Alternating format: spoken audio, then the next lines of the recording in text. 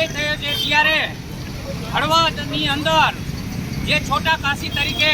પ્રખ્યાત છે અને હળવદની અંદર સૌ પ્રથમ છોટા કાશી શબ્દ રાજનીતિક પ્લેટફોર્મ ઉપર આમ આદમી પાર્ટીએ ઉઠાવ્યો છે. તો આ છોટા કાશીની અંદર ગોપાલભાઈ ઇટાલિયાની જે જંગી જીત થઈ છે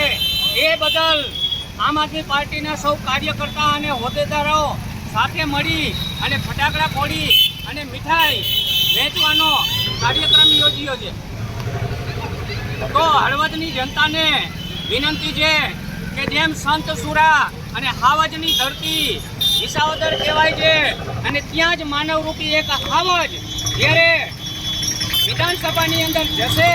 ત્યારે આખા ગુજરાતની અંદર એક મોટું મિશન સાથે કામગીરી થશે. એવી જ કામગીરી હળવદની અંદર પણ લોકોની સમસ્યાઓને વાચા આપવાનું કામ આમ આદમી પાર્ટી કરશે